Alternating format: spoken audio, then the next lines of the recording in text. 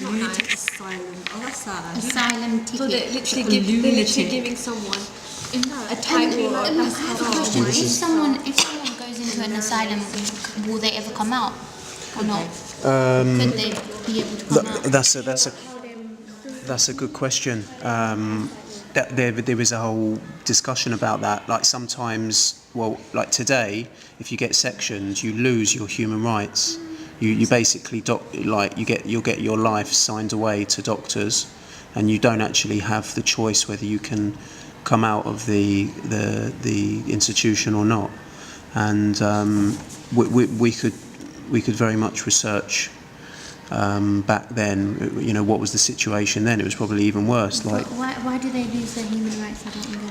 Because if people feel that you're a threat to yourself or to another person, they basically stop you from just being free, from going out on the street doing what you want. But sometimes that's not always used in the right way. Even like on the slightest sort of thing, they might then do it.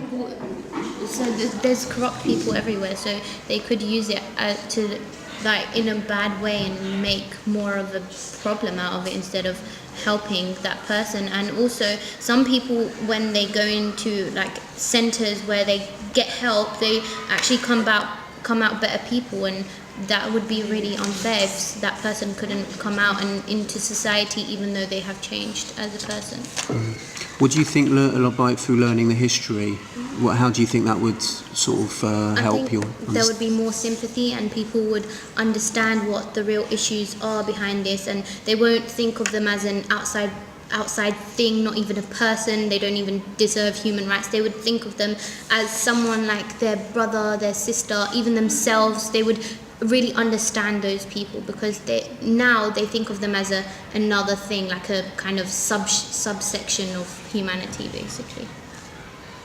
And so, what, by looking at how it was kept in the history, how people were kept in the history, that would be the same? It would probably be worse, actually. I want to see if society actually has changed, if it stayed the same, and if it has changed, what actually changed it, like people's views, because society is actually the meanest thing that anyone could have in their life, because it's what runs people's minds, their thoughts and everything, and it runs the world, and you can't stop it. It's like a cycle that doesn't end. Because it doesn't seem really scientific enough, because it's saying that they used to measure the skull to see if it was, I think it was it too small? That if it was like in an irregular size, that you used to be mental disability, which I kind of think is kind of ridiculous, considering how can you decide that? Some people, if your structure is a bit different, how can you really just say, oh, that's the cause of it, that's the cause, that's the reason why it started? Just because, like, I might have a bigger frame than someone else, just because my head's a bit bigger than someone else doesn't mean I'm mentally disabled.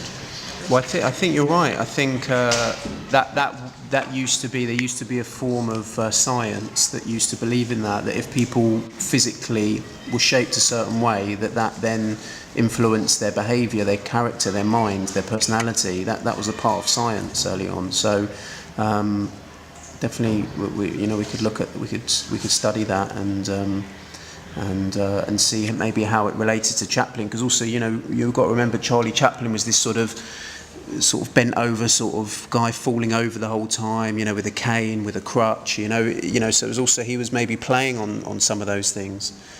He was playing on the sort of the repressed, the suppressed tramp, the wanderer, the sort of the person no one speaks to in society, who's maybe experiencing some kind of mental health situation. I think another thing that's quite interesting is there's the TV show American Horror Story. The second season is entirely based around asylums, and how stuff looks in it is quite similar to how it's presented in that. And there's a character in it, and the way she looks is like deformed Pepper.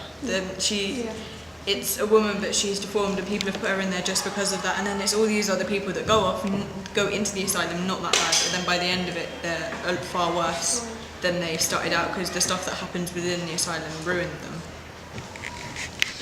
you could also point, like here they've written lunatic asylum ticket, like they're giving someone a title without even knowing who they are, and a title such as lunatic as well. It's like, how do you know if they're like that? They might just have something, but that could be caused by something that happened to them, not because they've just become a lunatic.